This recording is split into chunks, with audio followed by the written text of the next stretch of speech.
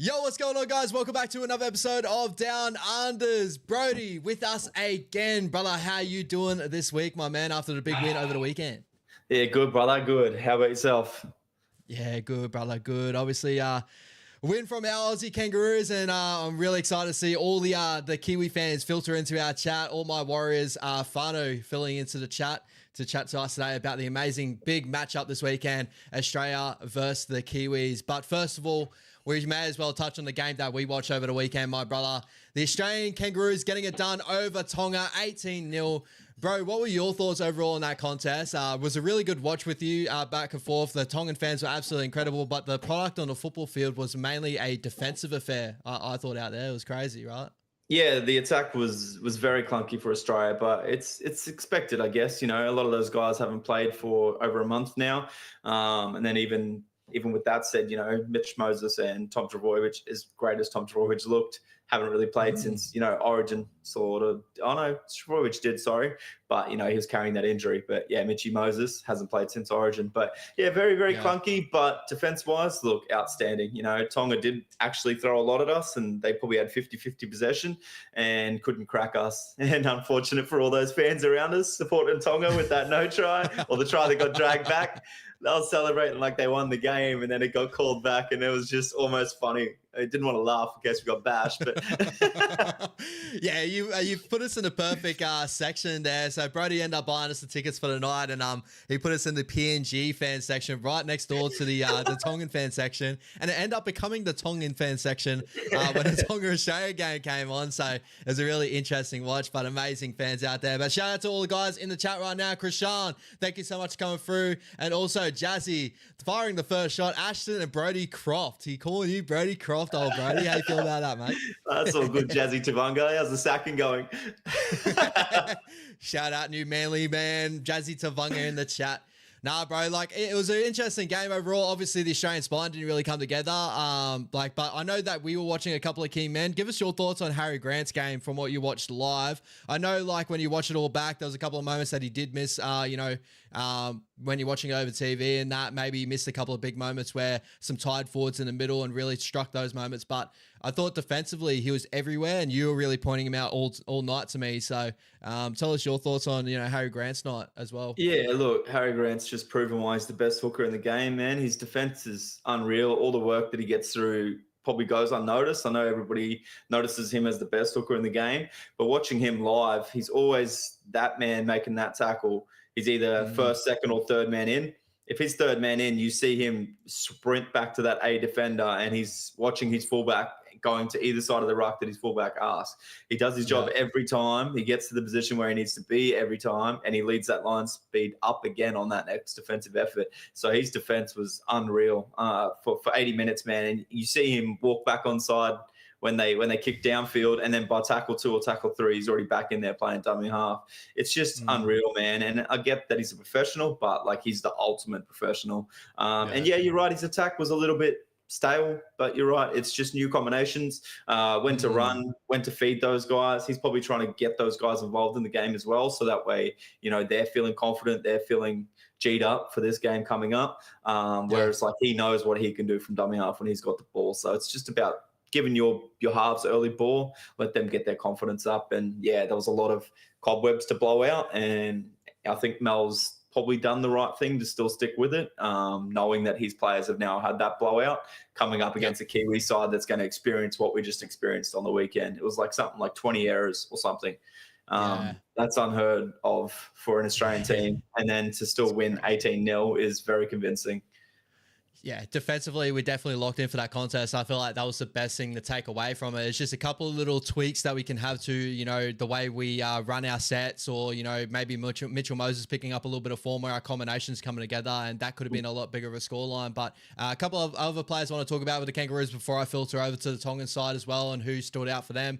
Tommy Trbojevic, you kind of spoke about him just a little bit before, but overall, like watching him live, because I'm pretty sure we're in the same boat. Like we haven't really watched Tommy Turbo live from memory. I think we were speaking about it when we were walking back, but that guy's an absolute beast, bro. Like he's run through like, in behind the ruck, the quick playable speed. Every time he gets the ball, he's like every defender's on red alert, right? And he end up causing that try scoring action for Hamiso on that side, causing Alamonte to look at both ways and just like get himself in a little bit of a spin. Your thoughts on Tommy Trbojevic, bro? Because I thought he was unreal on the weekend. Yeah, if Tommy Trbojevic was injury-free the last 4 seasons, I reckon that man would have won Daily M 4 seasons in a row. I really do. I think he's the best player in the league. And I dare say the only thing holding him back is injuries. We probably still see him on the field at 60% in the back of his mind going, shit, is my hamstring going to go again? Whereas he doesn't show that in the way he plays. He still destroys these guys coming back off injury. It's just unreal, man. And for me, like, watching him live was insane. Seeing him sweep to that other side of the field and create something for the Hammer. We looked really stale in attack until he did that.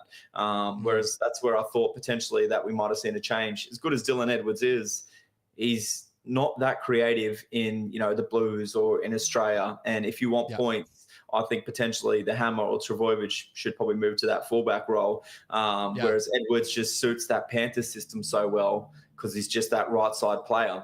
Whereas on the weekend, you notice that none of the halves were sweeping. And then there wasn't really ever that sweeper on that left edge until Trbojevic did it. And then we scored. So I think, for me, I would have maybe put the Hammer back to fullback this week, as great as he was defensively in the centres and good as he was in the centres. And then bringing someone like BRODIE Best onto that left edge. And then you let Trbojevic still have that free reign card. But that's just my little slight knock on Dylan Edwards, is that he doesn't fit these teams as well as he does that system of the Panthers, because he is such a good system, consistent player. You know what you're going to get out of him. Don't get me wrong. He deserves to be in Australia. He's very reliable, eats up the meters, does his job. But if you're looking for flair and attack, I just don't know if you're going to get that. And, without someone like Cleary there, that's ball dominant and really good on try assists, I just think they maybe lacked a little bit with Moses. But no knock on Moses. Again, he hasn't played since Origin. I dare say this week we'll see a much better game out of the guys. So, but my little keynotes. So. Yeah, 100%, bro. And I definitely echo exactly what you're saying. And I pretty much said it in my review video, over the weekend with Australia versus Tonga. I thought exactly the same thing. Dylan Edwards is such a high work rate, fitness type fullback, and he works so well in that situation of the Penrith Panthers, right? Where mainly like their fullback sits on that right-hand sweep and just continues, very similar to, any Warriors fans that are in the chat, very similar to what we do at the Warriors, where Chance Nickel-Coxtag loves to sit on that right-hand side and we just play him out the back. So, and I think like someone like Tommy did, and that likes to play one off the ruck, but also, when they got someone like Scotty Drinkwater at the Cowboys that creates space out the back as well, I think he definitely benefited when we had Tommy Trbojevic coming out the back in that sweep play and create that extra number. And like, again, like I saw it pretty much live and I saw it on video as well. As soon as Tommy started, like he poked up on that side, Alamonte, his shoulders just turned in, because you gotta respect Tommy Trbojevic. Like he's such a big body and moves so well. It just freed up that little bit of space that the Hammer needs, and the space on the Hammer only needs just the tiniest bit of space, and he's going to make you pay. So that's definitely where we started to look the best over the weekend. A couple of other players you want to shout out in this contest overall, my bro? Who really stood out for you in general that a lot of people maybe aren't really talking about? Oh, Paddy Carrigan, bro. He was outstanding, playing up front, being the engine room. He had to be the big body, like Collins was getting absolutely dominated. Paddy normally plays lock and he has his enforcer Payne Haas do, the tough yards through the middle. But yeah, Paddy outstanding in that prop jersey. I thought he was incredible. I really do. So other than that, both wingers did a superb job out the back. They made every Isaiah Katoa kick look really bad, and they absolutely ate up the meters off the back. So yeah, our back 5 was solid. And then, the forward pack was really good defensive-wise as well. But, yeah, just the halves kind of were just not on the same page, But to still get an 18-0 win is very convincing. Tommy Dearden was outstanding defensively. I could talk about it for ages, man. But, yeah, I'd like to see how they bring it this weekend. But I dare say we'll see a much more polished Australian team coming up against a, shaky Queensland team. So, Kiwis team. Kiwis, shout out to Kiwis, baby. Jazzy in the chat, random trivia. Brodie Croft, born in Dalby, Queensland, age 27. Oh, nearly our age as well. Games played, 39 for the Melbourne Storm. The Broncos, 26. The Salford Devils, 55. Leeds Rhinos, 26. It was a compliment, not an insult. And what I would say to that is the 55 games for the Salford Red Devils and the Leeds Rhinos, 26 games probably is not the best little record for him bouncing over there. But shout out to Brodie Croft, who's now in our chat right now. Shout out to Chazzy. He's a freak. He's a freak. He obviously got that off Wikipedia or something. What a beast. What a beast. Love you, Jazzy. I appreciate you. Over to the Tongan side of things, bro. A lot of really big key performances. Like for me, I really rated the game of Moses Suli. I thought he was a big, solid player on that edge. Ola Kawatu is definitely one that everyone's talking about. Was an absolute monster on the edge there. Any big performance you want to talk about that Tongan side and probably where they can improve for them next matchup? I think they just went a little bit too sidewards, and then that's why it forced the drop back under play. There wasn't enough space created on the outside, and I don't know what was causing that. I think they were playing a little bit too sidewards. Maybe they needed to lay up to one of their back rowers on an earlier shift. They weren't really doing that either, so we just could easily slide off that back rower and off that half. The halves didn't run the ball enough for my liking. So every time they did go out back to Lehigh Hopewadi, it was like, there's nothing on. I just got to drop this guy back under. You know, you got to really punch the angles and change the direction, but they just kind of ran that same play, drop back under, and didn't really ever throw much at us. It was a little bit disappointing. I did expect a little bit more out of them. Isaiah Katoa was probably one of the informed halves for the start of the season. I thought he potentially could have created something to upset us with those big bodies in the back row, but it just didn't happen. Yeah, 100%, bro. I thought that obviously defensively they were unreal over the night, but then again, like I thought the Australian attack like had moments where they found things, but then they also had moments where they just didn't throw too much of that Tongan defense. But overall, like a very strong night for that Tongan defense. They should be proud of as well. Very similar to the Australian Kangaroos. They probably need to figure out a couple of kinks. Like we pointed out fairly early on, Havili's, pass out of dummy half. They need to work on that because if Isaiah Katoa wants to create any space on the outside, I think he needs a crisp service from number 9 and really like to get on the front foot there. And again, like Tuiloli here, like as you said, we kind of were expecting the halves maybe to take on the line a little bit more, and Tuiloli here would have been put to do that. And I don't remember too many occurrences where Tuiloli here took on the line at all. No. So a very interesting night from him, in my opinion, overall.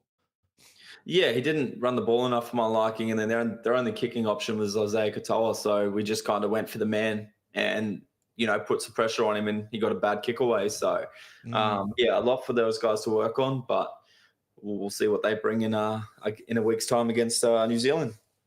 Yeah, 100%, bro, 100%. Any other big key performances with that Tongan side? Lehigh Hopewadi having a really good night defensively overall. Got through his work. Probably needs to continue to work with that spine to really find himself, within those set plays and stuff like that. But any other big names that you really want to talk about here? Again, I think we spoke about a little bit of Homoli Olakau'atu, bro. How crazy was Olakau'atu?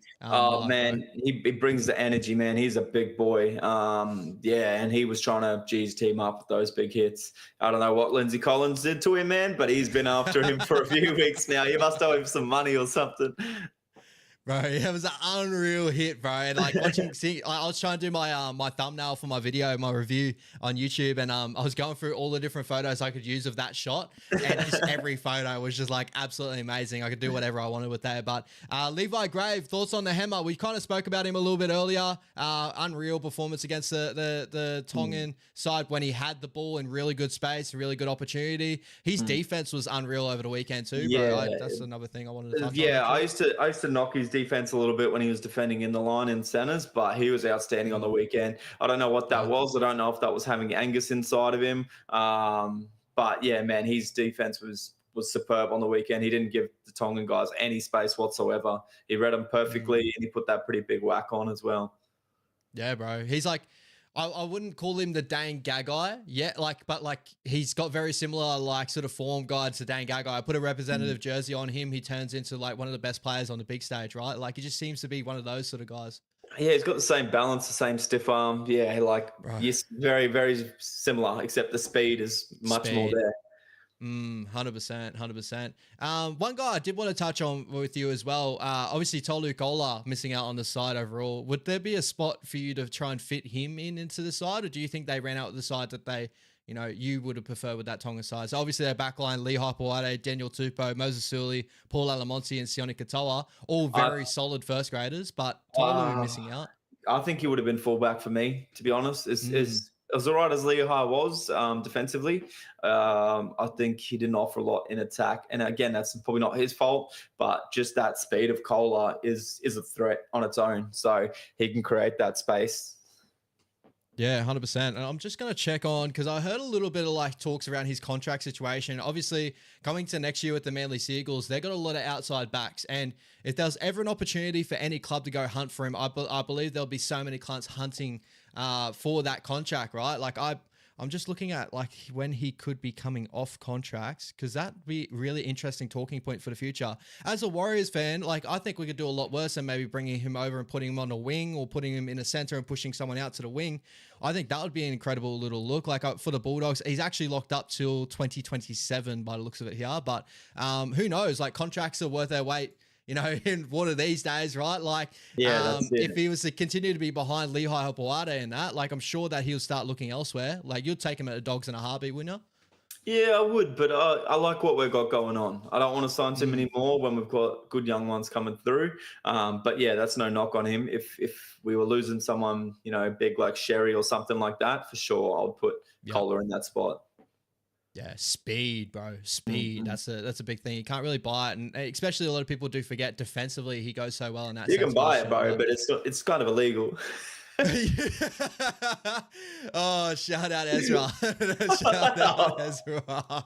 Anyway, we might touch on that a little bit later on, hey, for all the crew out there and all that. But anything more to touch on with this game, bro? Maybe give us a 3-2-1. Who do you reckon was your best three performances in this game overall? I know putting you on the spot here quickly. Nah, 3 was Tommy for me. 2 would have been Paddy, and I'll say 1 Harry Grant. Tommy didn't. He had a solid game defensively and that nice solo try at the end. Yeah. So Tommy would sneak it in that last spot for you over Harry? Yeah, 1 point over Harry. Yeah. But I see very similar. I'll definitely go Tom Trebojevic there at 3. I would probably go this one's tough. 2, I would probably go with Tommy Dearden, and 1, I would probably just a sneaker Tongan boy, Ola Kawatu, bro. I think, like, you know, with that shot and what he did over the night, I think he bumped off Mitchell Moses a couple of times. Probably looked like the most damaging member out of that Tongan side. The other player I was trying to sneak in there was probably Hamiso, probably in that one. I reckon that late form and his defensive effort over the weekend probably deserved him to be up there as well. So, but yeah, anything more on that game, bro? Nah, bro, no. I think we pretty much covered that. Unless there's any questions on you. Anybody wanting more thoughts on that? But I think, it was pretty straightforward. There wasn't a lot to comment on attack-wise, other than clunky, I guess you would call it, from Australia. But just defense, really good. Tongans didn't make too many errors, and we held them out 18-0. So impressive. Yeah. 100%, bro. 100%. Moving on quickly, we'll touch on the Fiji Bati going down to the PNG Kummels over the weekend. Your boy Ash won a little bit of money over this if you got on my little multi last weekend. And also, guys, if you got on Brodie's multi for us over the weekend as well, you would have won a bit of cash too, guys. So make sure if you jump on the multis, jump into the chat, let us know. Send us over a little bit of the 10% or whatever you win. Nah, just joking. But hit the subs, hit the like, hit the subscribe if you enjoy the content too, guys. 22-10, PNG Kummels. I would probably say the overarching view on this game is like how important a really good spine that works together and what they can get it done over a side that doesn't really have a good spine and that are very, reliant on skill and more so than like, a technical side that come together with the PNG Kummels. You'd probably agree with that, right? Yeah, you could see that, a few guys are pushing the pass that shouldn't be, like kick out, but that's because there's a lack of a half taking control. And PNG took advantage of that with that spine that are used to each other. I guess you could put it down to. So, yeah, very disappointed in the Fijian performance, put it that way. 100%, 100%. But and I got the guy I want to really talk about, Nene McDonald, bro. Like first time we've seen him in a long time playing fullback, which I was kind of like, I see him as a centre winger and all that, but man, egg on my face, had an incredible performance over the weekend. 277 meters, 2 line breaks, 1 try assist, 11 tackle breaks. I saw someone put up a meme or whatever, and it's like, where did PNG find this Tommy Turbo lookalike? Because he pretty much turned out like Tommy Turbo over the weekend. Bro, your thoughts on his performance? Because that just came out of nowhere, right? Yeah, look, I guess. Yeah, look, even if it is bad defense, man, it's still special effort to do that.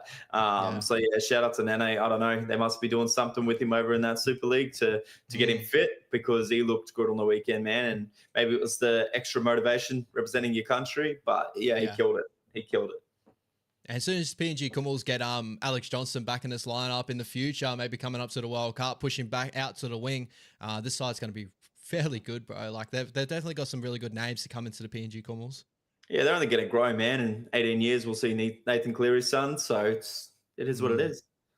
Yeah, also Robert Derby on the wing, 297 meters, obviously 2 big intercepts in that game, 1 causing a try.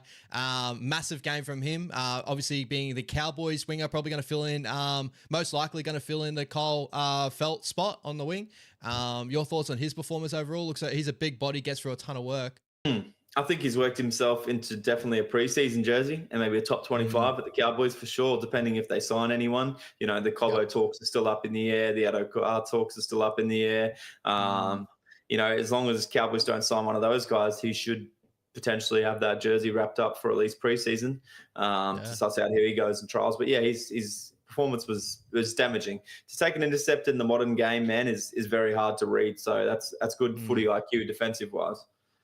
100%, bro, 100%. And also Juno Rimbu, kind of guy we touched on in our last show, our preview show. Incredible performance for him, obviously getting over, scoring a try, but also showing his ability out of dummy half. A guy to watch out for. I did get it wrong. He doesn't play in the Super League. I'm pretty sure he's still contracted with the PNG Hunters, so he does play Q Cup this year. I'm pretty sure he made the team of the season in Q Cup as well. So keep an eye out for him, but they're still waiting on Ipape to come over from the Super League. The other PNG Kumu hooker, that's incredible as well. And then they got the replacement on the bench, Liam Horn. That's an unreal little hooker that's over at the Super League currently right now as well. So the side's just like, it's stacked full of really good talent. But when it comes down to Lockie Lamb, Kyle Laybart, and Nick McDonald all coming together, especially if we got Jack DeBellin in the middle doing his work, that's probably going to be the reason why the Fiji Bati definitely struggled over the weekend, other with their struggles as well.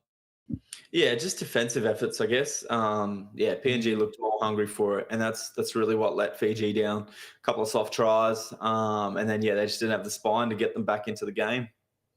Yeah. Jazzy just pointed out here, Fiji really should have won the game on home turf, but just don't really have the troops in key positions, man. And yeah, very much agree. I think Brendan Wakeham's, obviously the whole situation with him probably hurts him a lot, not having a number 7 that can carry that jersey. But also backing on the back of that, I'll touch on him a little bit here. But Nene was hard to handle from Levi Grave. Keeps the legs pumping. Thoughts on Kurt Donahue? Definitely not his best performance out there. He's got a ton of talent. I've seen him play in the 6 jersey and make do really well there. But obviously taking that 7 jersey next to Kevin Nguama, I don't think he gets put in the right positions to really make his game flourish. And he's not really the controlling number 7. So probably, it's just one of those sort of nights for him. Yeah, I think he also maybe needed some more support from his hooker, the cleaner service. Having someone like Api Coruscant in there would have really helped Kurt Donahue's game be a lot more simplified and a lot easier because, Api's going to get them on the front foot, get them the quick play the ball, be a threat straight away in the middle as well. So that makes PNG have to tighten up. Whereas they didn't have to worry too much about that. PNG, they weren't really worried about that ruck. So as soon as it got put on to Kurt, it wasn't an overlap for him to begin with, so they were just man on straight away. So I think that's where he found a bit of struggle on the weekend. Yeah, 100%, bro, 100%. And still massively high on Kurt Donahue. I do believe that he can get a spot around about in that Dolphins, regime this year, whether it's due to injury and stuff like that. But yeah, probably not his best performance over the weekend. And Nas Williams didn't realize he had that kind of gas, look lean and mean as hell. Either that's Nene McDonald or Robert Derby. Yeah, very much agree. Both those guys look like they're fit and ready to go coming up to the upcoming season next year. So keep an eye out on both those boys. Do you want anything more you want to touch on with the PG KIWI'S and Fiji Barty, brother? Nah, brother, all good with that game. Let's get on to the girls, Jillaroos. Let's touch on the girls, Jillaroos. 84-0. Is there much really to touch on here? Really ended up becoming a game of Julia Robertson versus Jakarta Whitfield, who could score the most tries. And brother, who won out on that one? I do forget. I think Robinson won on that one, 6-5. What an insane effort. Bro, crazy. 17 tries to 0, 8 conversions to 17. Taryn Aiken was getting her sideline conversions in order over the weekend. Man, talk about the performance. Like, what can we say? say less, man. It was just poultry in motion. And, you know, the halves, the centers, they could have scored a couple of those tries themselves, but just unselfishly passing on to their wingers to score untouched, man. It was poultry in motion, and the Kiwi girls have got their work cut out for them this week. That was, just a training run and a half where everything went right, and the Kiwi girls are also coming off the couch now to play a red hot an Australian side. And if you want an early prediction on a bet, jump on Jakarta Whitfield and Julia Robinson, both to score a try anytime. It's paying something like $5 still, which is insane after what we just saw on the weekend. So get on it. That's all I can say.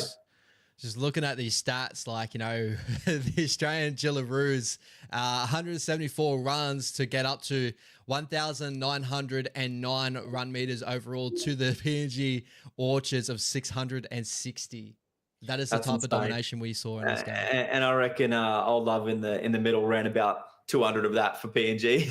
Yeah, Elsie Helmet, bro. Helmet, that's the one. Yeah, her and I'm trying to think of the name. As a girl, Jessica Reeves, when she came off the bench, those were just the two crash ball players that I saw out of PNG. And if they couldn't get over there, they just didn't have anything else really going on. But some of the other stats, bro, the completion rate of 69% and that. If we completed at 80%, girls get better. 80% is where I want you to be at. It should have been 100 game. Should have been 100.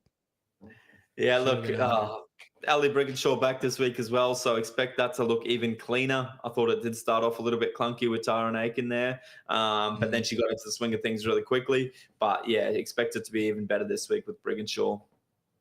Yeah, and definitely agree with Jazzy here. It was, bro, that's a fucking disgrace. Huge respect to the Orchards for facing that hiding, but those girls obviously aren't ready for the big stage, and it's cruel to serve them up like that in the Pacific Championship. Unfortunately, I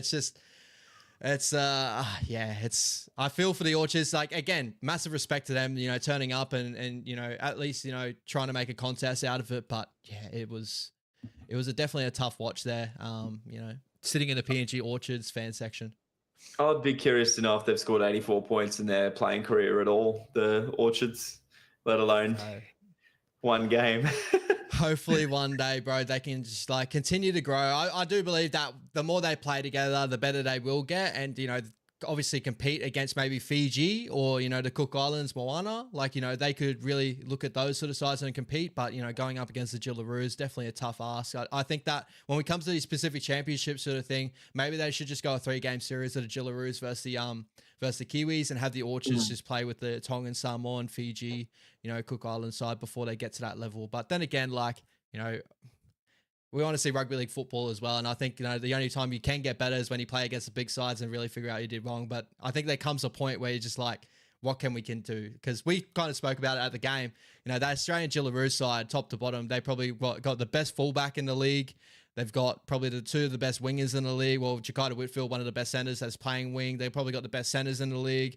You know, Taryn Aiken's one of the best halves in the league. The two best front rowers in the league. Like, you know, say less, right? Exactly. And you just got to take into consideration how long rugby league's been a part of our schooling system, not only for the men, but girls, coming up against a side like PNG, who's probably only really just started maybe in the last 10 years trying to get the girls footy going. And that's 10 years is probably even a stretch, to be honest. It's probably only in the schools junior system now, maybe the last 5 years. So hang strong. I'm sure they're only going to get better, as you said. But yeah, maybe for now, just play them in games where they're going to get something out of. Unfortunately, I don't think they get much out of that. Yes, the experience and yes, the limelight, but you know, that's just disheartening, I guess, for them. And I wouldn't want to play knowing that's going to happen, you know. I think the Kiwis are definitely going to be a lot better of a sort of like game overall, and we'll talk about that a little bit later on because I'm excited to see that contest, you know, Malaya Funga and all that. But moving over to Fetu Samoa, getting the job done over the Tongan 13, the women's Tongan 13, 30-16 over in Fiji.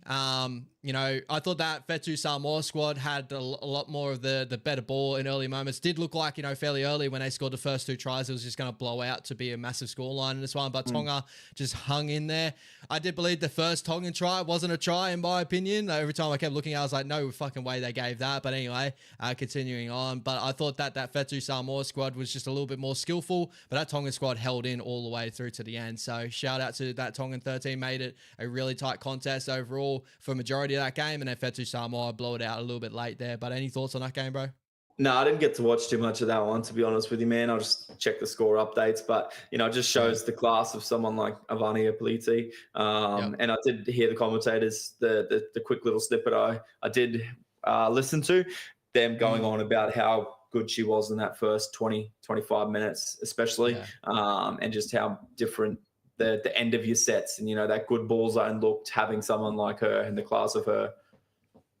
Yeah, 100%, bro. I felt like the Samoan halves really came together, like just a complete spine, you know, came together in that game for moments. It was a little bit of a frustration watching how good they were in spurts, but also then I felt like they kind of got to a moment where they started playing with their food a little bit, and that's where Tonga kind of struck back, and it kind of turned into one of those sort of games where Tonga started to find their energy due to finding the try line in that one. But, you know, when it came to the nitty-gritty, Samoa had got the points where they needed to and got the job done.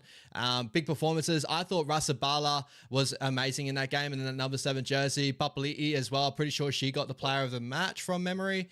You know, Vania Polite, obviously, you know, she's incredible. Siene Lofepu as well was really, really good. But a girl I'm really curious to watch more and more of, Eva McEwen. Like, we've watched her, I think, in the last couple of seasons at NRLW. Keep an eye out for Eva McEwen. She's an absolute freak. And coming off the bench, she looked like she was so tough to handle. So keep an eye out for her, definitely in future NRLW season. Anything more on that game, brother? Obviously, yeah, probably not too much more. Eva McEwen, she plays for Newcastle Nice Guys, so keep an eye out on Eva McEwen in Newcastle. Was there any other games of the weekend? I'm pretty sure that was it, right? Yeah, bro, that was all. Samoa and England's this weekend. Yeah, get excited for that one too. Monday morning, early wake up. Yuck. Yeah. That's a work morning, bro. It's same team. Yeah, that's true. That is true. All right, guys, moving over to, did you want to touch on the Ezra Mam situation before we start going through the previews? Or how are you feeling?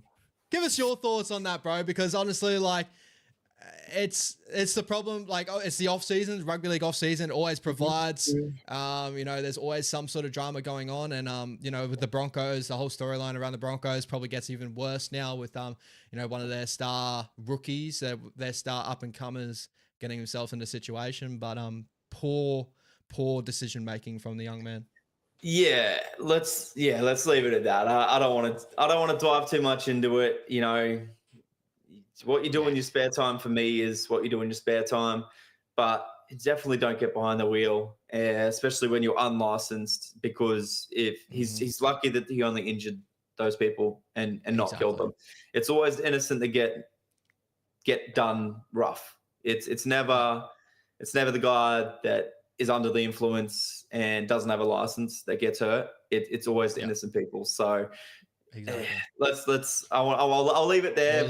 We'll leave it there. Yeah. But for me, if I'm Madge, straight away you're cut. If you want to go into that Broncos and make a change of that culture and what you expect out of your players, I would be sacking Ezra Man. I don't care what potential he's got. I don't care what he brought to the team, any of that. I would make a stand now, and I'd say, we're going to be better off without you.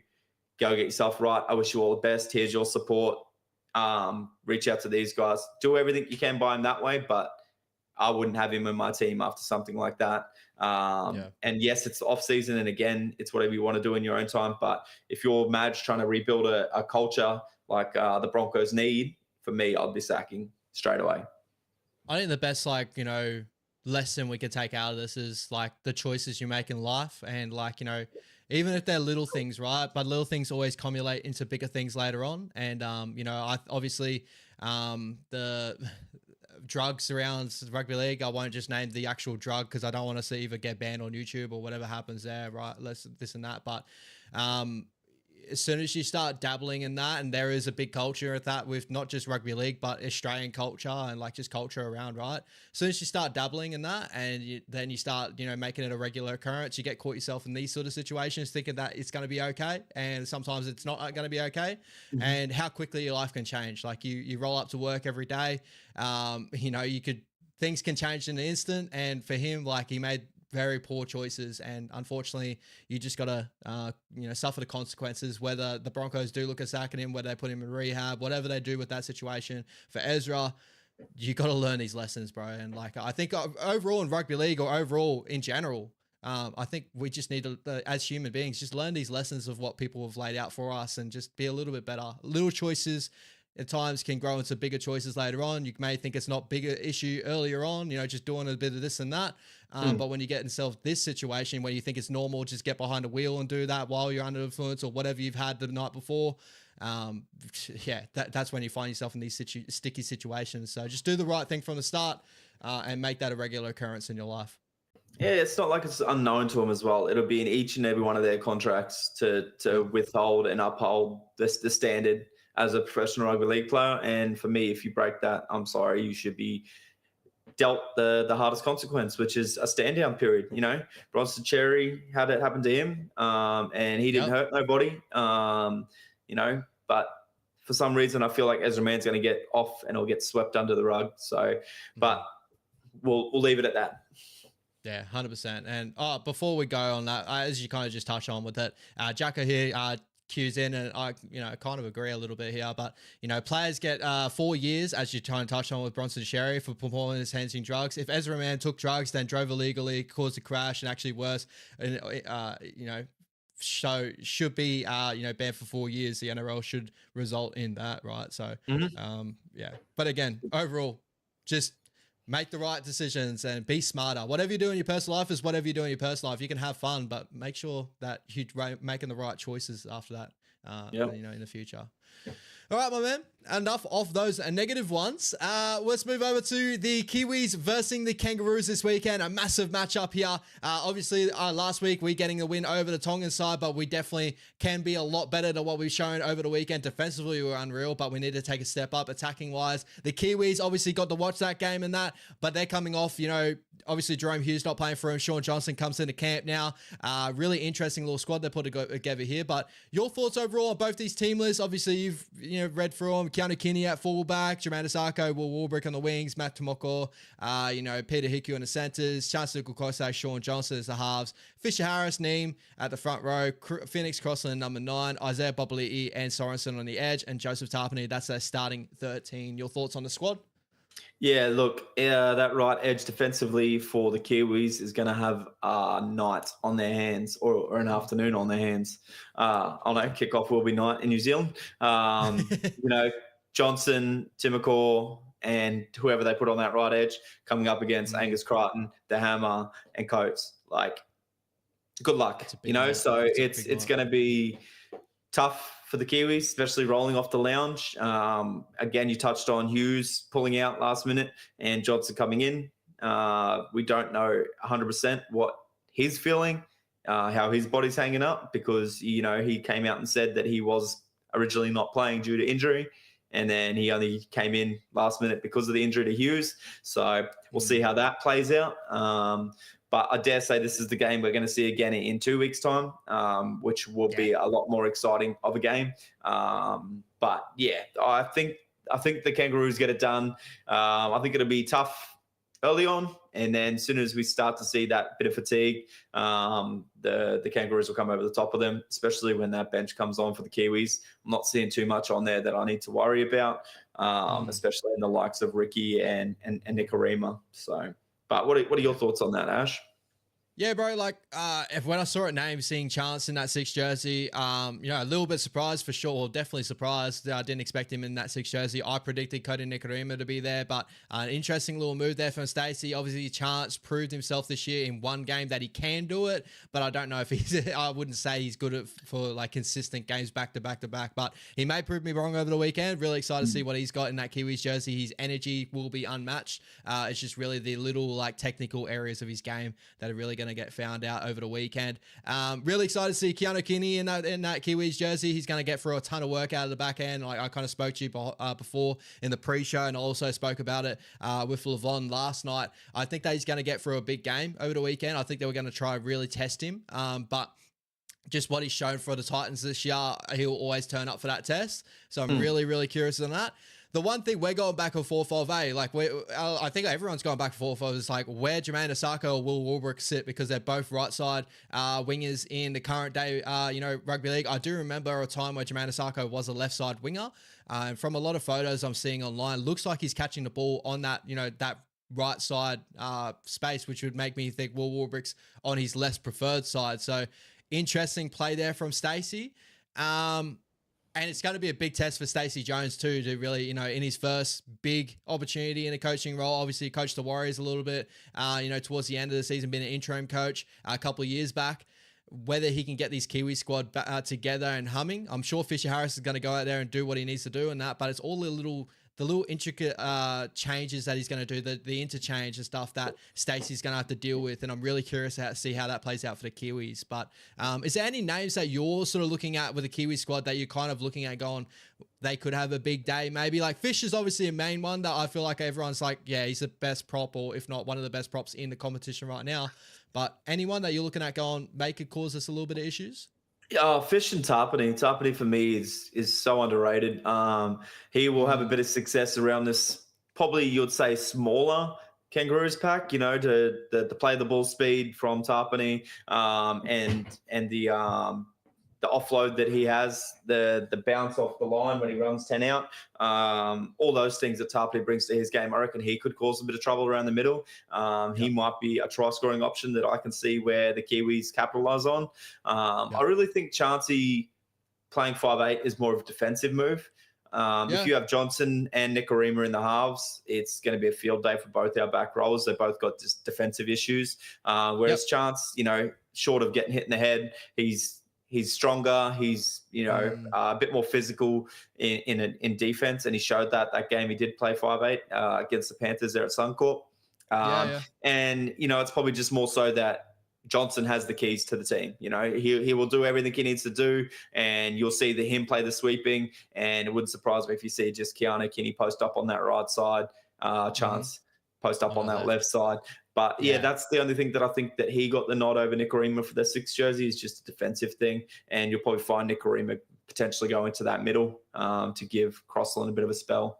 Other than that, they'll be strong out of the backfield. Osako, Warbrick, Keeney, they were all big meter eaters, Peter Hiku's going to be a target for Australia. I agree. But Timokor, he is a good tackle bust option. He could create something out of nothing, but the way that the Hammer defended on the weekend, I'm not worried at all.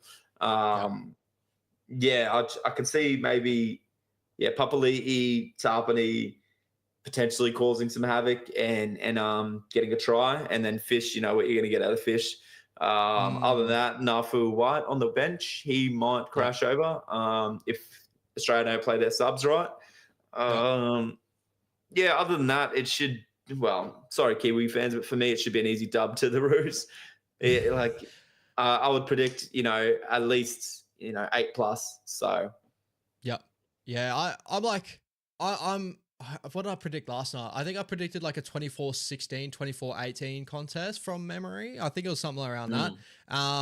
I do think the Kiwis are going to have a ton of energy, but I think Levon was pointing it out a lot last night. I think it's more so they'll probably drop this game, but look forward to the final game to really, pull the wagons together and really make a big crack at Australia like they did last year. I remember from last year, but dropping a home game too, where usually they have a really good record at home in international football. I think I saw the last time the Kiwis got beat at home was like 2016 or something like that, which is a really interesting stat.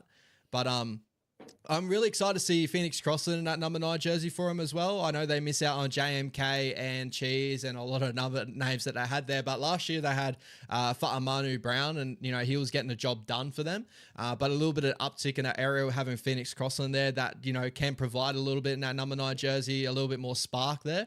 But yeah, fairly agree with you. I think the big key names to really watch out for, Joseph Tarpanay is a big one. Always performs on the international stage for the Kiwis, and James Fisher-Harris. I think they're definitely the go forward, and then it's really up to Shaun Johnson what he can provide in that side, being his swan story for the Kiwis. A couple of chats I want to read out too. Jacko kind of, echoing a lot of our thoughts too.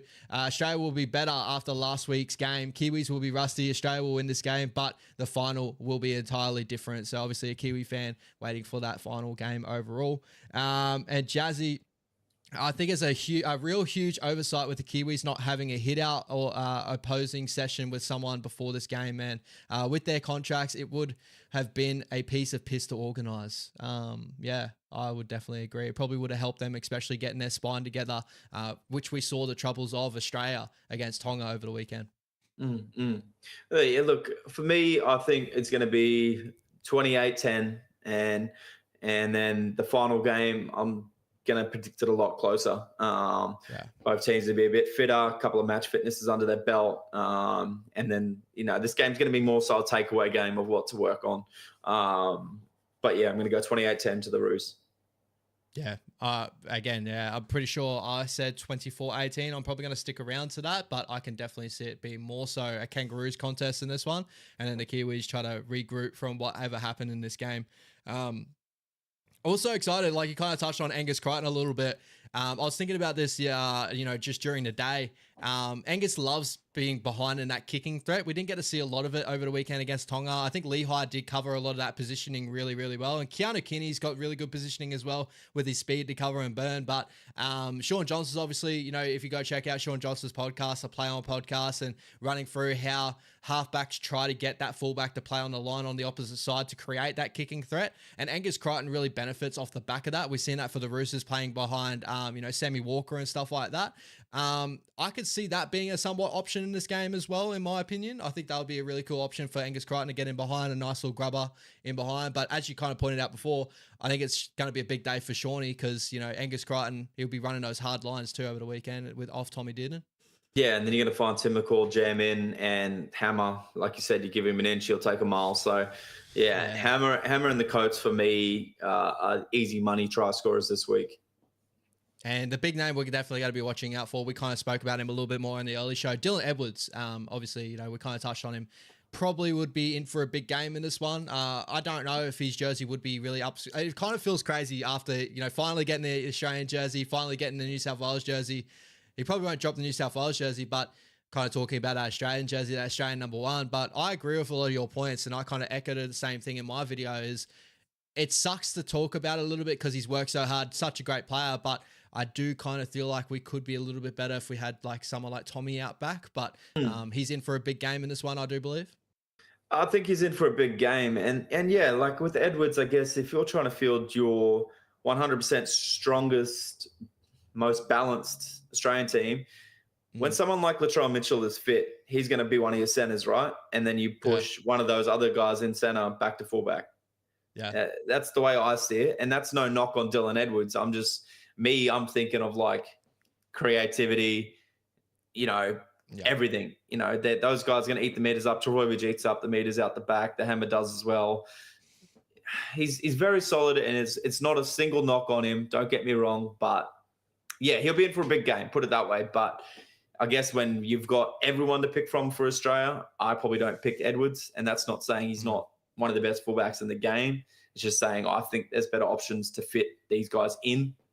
So I know you kind of touched on it a little bit earlier, but if Nathan Cleary was playing in that 7 jersey, would this probably be a different little conversation maybe?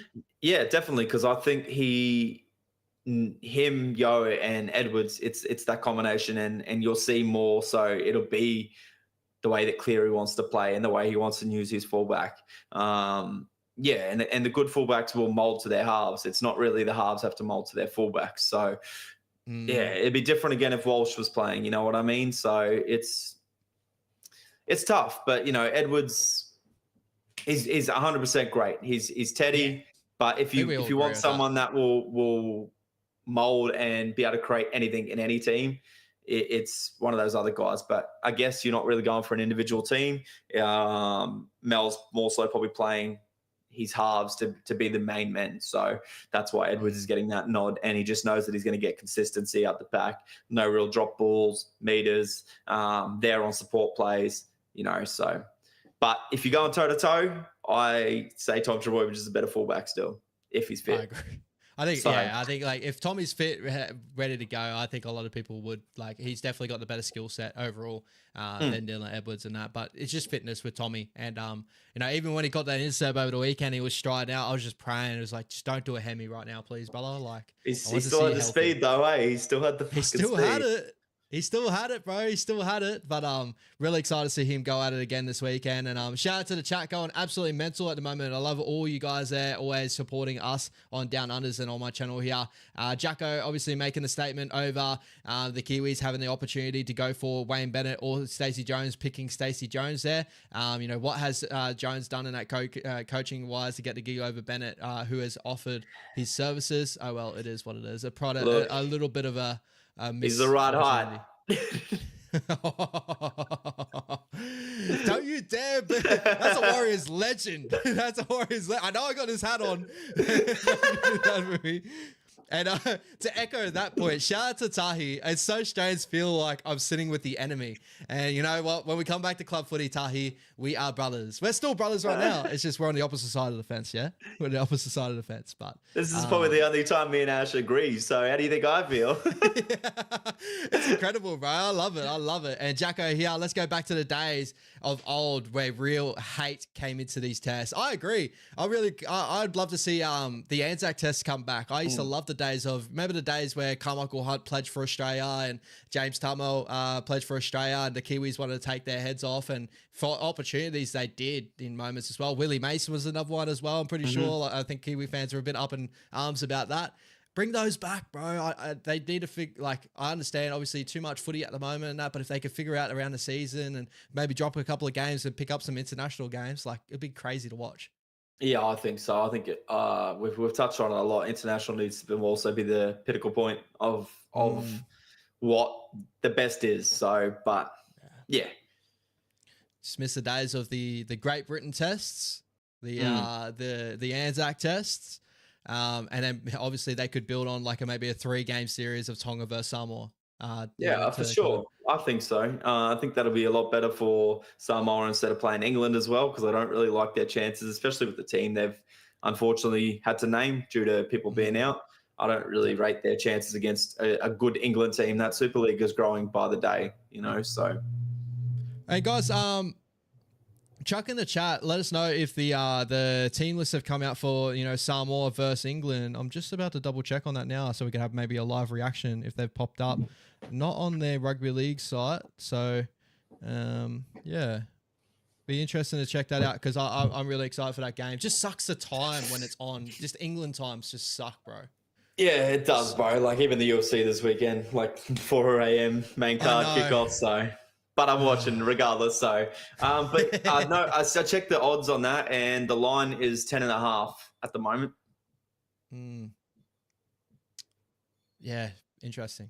So England's pretty heavy favourites going off that.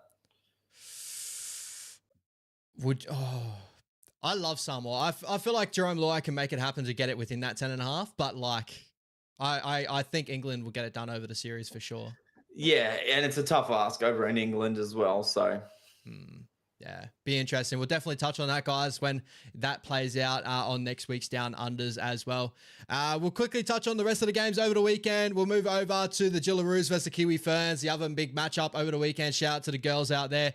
Brother, Your thoughts overall on this matchup? Here definitely will be a lot closer of a contest than the PNG Orchids, would you believe? Oh, well, maybe just, but I'm still going the Jillaroos. I'm still going the Jillaroos 13 plus. I really think there's not a lot there the Kiwis are going to throw at us to make us worried. I really like, their back row. Obviously, their big name center there.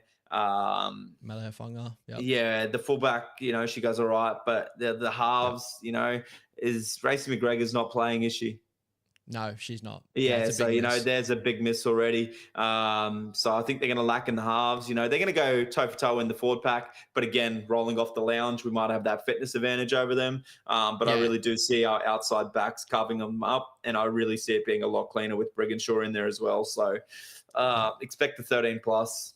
For me, I think it's crazy to get both Robinson and Whitfield to score a try anytime at $5 I really like those odds, especially, they had to hit out over the weekend. I feel like those side-to-side set pieces will come together and they'll look really, really nice. But I think the Kiwis will get it get it to a 1-12 contest for me, I believe, just for the energy alone. I think it's going to be maybe a little bit of a shock for the Jillaroos after coming off of such an easy beat. But then again, I can't think the Jillaroos will underestimate this Kiwi side either. So I'm sure they're going to go out there full effort in that. But I think Melefunga, obviously, going up against some of the better centers in the competition, that's going to be the big matchups to really watch out for.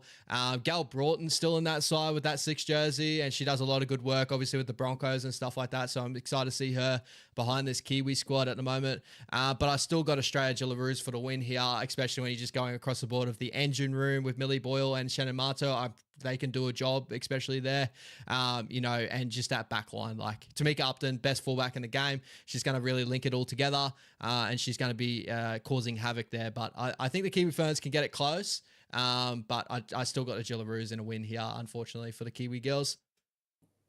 Yeah. I don't see it being too much of a threat. Like, I do think it'll be obviously a lot closer than last week's game, and the Kiwis will be in the game for a lot longer. I just think, especially towards the back end of the game, fitness will prevail, and we'll run in a couple of late tries and make it look a lot worse than the game actually did look. It definitely is a big plus when you've had a game, the week before, right? And you've got your fitness under your belt, and these Kiwi Fern girls are going to have their first hit out with this side that has 2 big changes, obviously, overall, or the big change of no McGregor. So it's going to be really interesting to see how it goes. And again, like I see the Ali Brigginshaw's name in that 6 jersey. I wouldn't be surprised if Jessica Surges comes back into the lineup. Sienna Penatani goes back in that 6 jersey. I would believe anyway. But we did that last week, so we got combinations down with that. So I think that's a big plus in our boat as well. I couldn't agree more. All right, moving over to a couple other games of the weekend. We'll touch on the Fiji Bati versus the Cook Islands.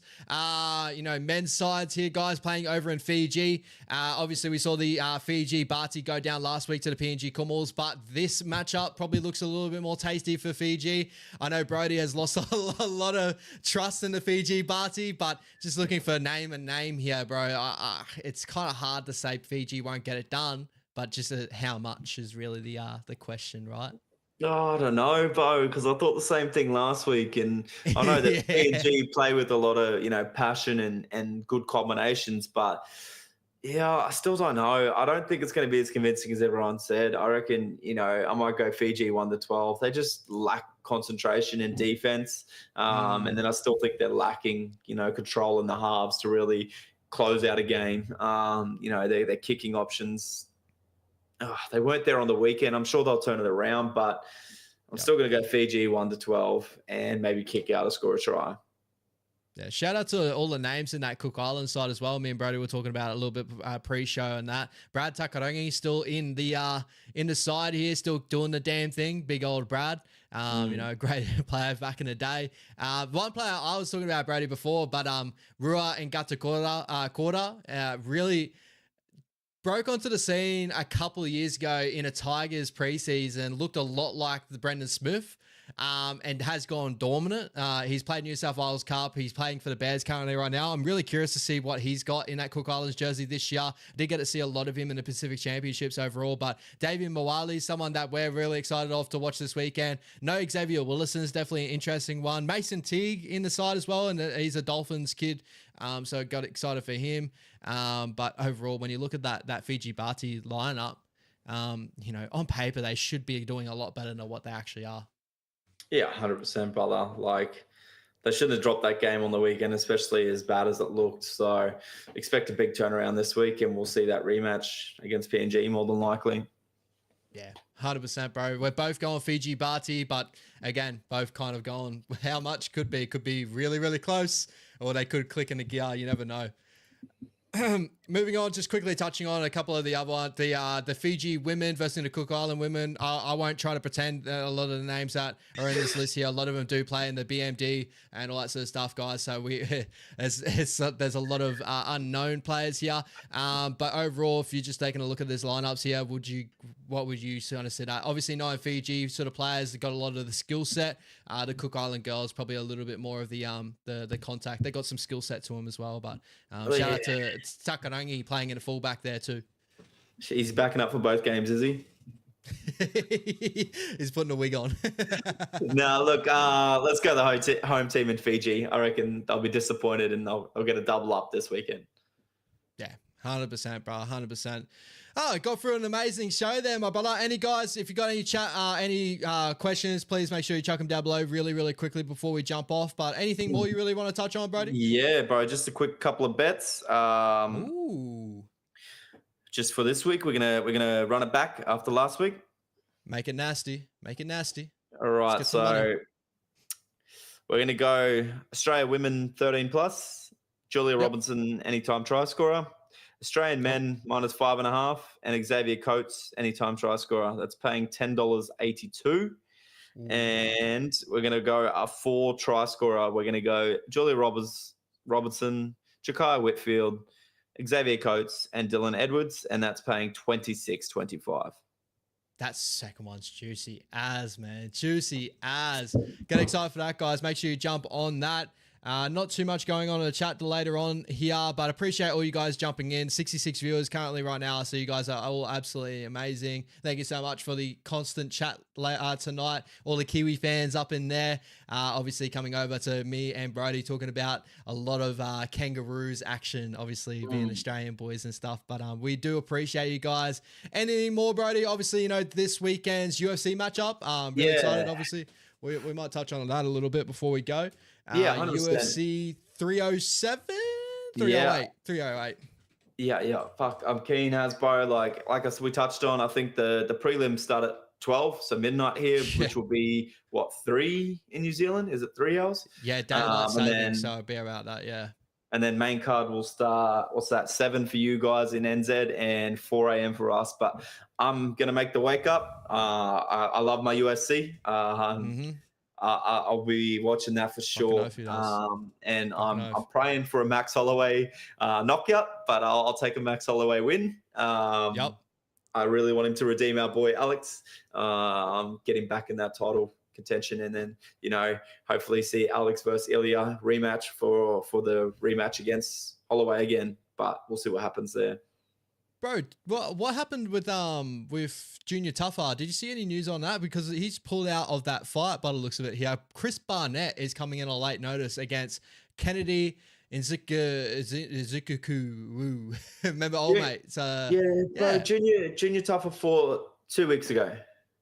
Justin, sorry, his brother. I apologize. Yeah, Justin. He's pulling out. Oh, Justin's pulling out. No, I was going to say Junior fought 2 weeks ago. No, I haven't heard any news on Tuffer on why he's pulled out of this fight. I've just put it up just to see who's fighting, like, you know, see the, like, you know, what the card is up here. But yeah, Chris Barnett's jumping in. That's going to be a really interesting fight. Obviously, big Kennedy, big body. You know, the size difference is hectic. And then it's going to be a hectic fight. Oh, bro, yeah, good old front flip boulder, Chris Barnett. I was watching his grappling. He had a grappling match. I can't remember who it was against. It was a really good grappler. And he was flopping around everywhere. It was so good to watch, so funny to watch. But, you know, that's going to be an interesting fight, bro. I feel like it's going to be entertaining, that one. Oh, he is entertaining, man. Yeah, this card's looking good from the prelims to the main, but the main in particular, man, it's going to be good, especially the main 2 fights. Robert Whittaker, Hamzat Chimaev, keen as for that one. Like, I like them both. Obviously, going to rep with Whittaker. obviously. But it's going to be tough. You know, he's going to be on. I think it's a 5-round fight as well, Cobain. So if he can get that past, you know, that round 3 mark without getting subbed, I really like Whittaker's chances to overcome Chimaev in the gas tank and find a late KO. Yeah. I feel like he's going to run into a similar game plan to what he had with Yoel Romero in the first fight. And like Khamzat, this is a really tough fight, in my opinion, more so on Khamzat than Robert Whittaker. Like, I think that Khamzat, obviously Khamzat's an incredible wrestler and, like, you know, takes everyone down, this and that, but he's going up against a guy who probably has one of the best, you know, takedown defenses in the middleweight division in Robert Whittaker. Loves when he's on his feet too. He loves to strike in range. He's got so sneaky. I love that combination he throws with that straight, and he throws that right head kick off the back of that too. He hides it really, really well. I believe that this is going to be really tough for Chimaev. And if he gets Robert Whittaker on his back, it's going to be a massive tick in Chimaev's box. And really, really excited for that fight, because it's definitely a massive test for Chimaev coming up into the bigger fights later on in his career. I think he'll try and pace himself. You know, as we've seen that he struggled that little bit against Burns and Usman, you know, that top tier of fighters. And that was at welterweight, man. Imagine now. Oh, sorry. Usman was late notice at middleweight. I'll be corrected. But, you know, a full camp Whittaker, natural middleweight, you know, it's going to be a tough fight to try and not only wrestle Whittaker, but then to keep him down and then to do that for 5 rounds potentially. Whereas we know his gas tank is gone after about 2 rounds. So, and he's so hittable. And I think Whittaker will find that. So it really is a fighter versus wrestler versus striker matchup. So, and I think Whittaker has more ways to win this fight and the better cardio. So I hope he doesn't get subbed in the first 2 rounds, and we'll be all sweet. Yeah, I think it'd be good. I'm so excited for that fight. And, like, you know, even if Chimaev does drop this one, I'm massively, you know, in, like, I reckon Chimaev's a future champion and all that. And Rob Whittaker is just, like, one of the worst gatekeepers in that division. Like, you know, to beat Bobby Knuckles, like, is such a tough ask for any UFC middleweight coming up. And usually the best of the best that do that goes on to end up becoming a champion. So that's a massive knock in Robert Whittaker's camp as well. And also, you know, we got Ilia Topuria versus Max Holloway, both like incredible boxers, as a lot of you know. Ilia's definitely got an underrated ground game, but I don't think we'll see a lot of it. I think a lot of it's going to be standing on the feet. Very curious on this fight. I'm a massive Max Holloway fan, so I might be a little bit biased thinking that Max can get it done here. But Ilia's boxing is nothing to be sniffed at either. So it's going to be such a banger of a fight. I think Max's range maybe will give him a little bit of difficulties. Max loves to stay on the outside and come in and out. And but Ilia, you know, has proven himself on the big stage now, knocking out Volk the way he did. So could go either way there. Yeah, look, I think you're 100% right. We won't see too much of the ground game, because as good as his ground game is, Ilya, he's still got to get hold of Max in the wrestling department. And we know how good Max's takedown defense is. And we haven't really seen Ilya's wrestling. So ground game and wrestling is 2 complete different things. So I think we'll just see a striking battle here. And it's volume versus precision in this one, really. Max can be very hittable. We've seen him, you know, get touched up by Poirier. You know, Gaethje found the mark a fair bit, but he did eat those strikes really well. Did never seem to get rocked. Well, But, you know, I'm worried about Topuria's power. I think it is very underrated, the way he shut out Volk's lights. And we've seen how good Volk's chin has been. But, you know, Max is a different breed. And I think that reach advantage, the kicks, you know, if he uses his kicking game, we'll see. We'll see the best Max Holloway, I reckon. You know, for him to drop back down to featherweight after that lightweight fight, the last one, tells me he's very, very confident. So I think we'll see a decision in this one. And going on that, I think volume will prevail, and I think Max will get the job done with volume. So, and he's only going to come on. You know, he starts fast and he only gets faster. Whereas Topuria, he's a bit of a slow starter. We've seen, you know, someone like Jai Herbert nearly knock him out round 1 with a head kick. And, you know, it really took him, you know, the back end of round 2 and round 3 to get that late KO in round 3 to win that fight. So someone like Max Holloway over 5, he just builds and builds and builds. So I'm excited, man. I'm so excited for this one. I've been waiting for it, especially just the reaction of Topuria when Max KO'd Gaethje. Like, just looked like a deer in headlights, bro. Like, I've just been keen for this one. I love Max, bro. I love Max. So I'm really, really excited overall for this fight. Any big names to really talk about else in this fight here? Obviously, there's a massive card in general. We won't touch on it too much, but nah, you know, Dan Ige, bro, he's a gangster. Like, you know, taking that short fight notice last time against Diego Lopez. And then in the prelims, probably Bazarat. Man, undefeated, 12-0. I love those brothers. They're ones to watch in the future. Incredible. Yep. Both incredible. And obviously, Putin, that has a lot of hype around him at the moment. The one-eyed monster, the one-eyed Ranger monster out there against Petrosian. That's going to be a banger of a fight, I do believe as well. Overall, this card's going to be so entertaining top to bottom. You got Ankalaev. That's a big light heavyweight contender going up against Rakic. So that's going to be really interesting. I'm hoping Rakic KOs him, bro. I'm sick of hearing Ankalaev. Like, he's solid, bro. But like, as soon as he got like somewhat into title talks, he went to boring, sniffing crutches. Whereas the dude was like knocking guys out to get that hype around him, and then he just kind of let me down. And that's why Dana was like, I don't want to see this guy fight for a title. Him and Jan's fight was just cooked, bro. So I know. But one thing before we go though, too, brother, Jazz has put us with a question in the chat. Lindsay Collins to get smashed by A, Leo Thompson, B, Joe Tapney, C, Fish, or D, White. Actually, that's one thing with that Kiwi squad. No Leo Thompson. Yeah, has that just gone completely under the radar? What happened there? So what is Jazzy reading out then? Yeah, true. It's Jazz. Yeah. Shout out Leo Thompson. But anyway, out of B, Tarpanet, B, C, Fish, or D, White. What do you think there? Oh, out of those guys, I want to say a sneaky one and say Jordan Ricky when he comes off the bench. Oh, Jordan Ricky. Yeah, on, bro. I think it's the back rower more so, the ones that Collins doesn't see coming because the dude's so hell bent on running straight. It's the back rower coming in to jam him, and I don't really see that from Sorensen. Maybe Papali'i, but I also think Ricky, bro. Ricky has some Ricky can bang. So he can, bro. That's a really good little shout. But out of those guys, I'm gonna say Tarpany will be looking for energy, bro.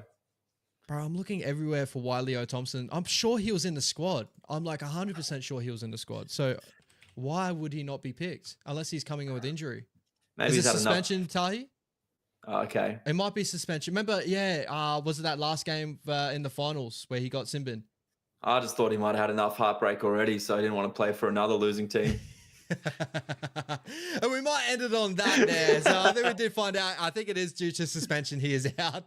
But appreciate all you guys. You guys are absolutely incredible. Shout out to Brody again, the big shift with us as always. But yeah, obviously up the Kangaroos this weekend. I'm sure all you guys will be up the Kiwis this weekend. But overall, we cannot wait for another episode of Down Unders where we come back as winners, prevailers this weekend, my brother. Anything more before we go?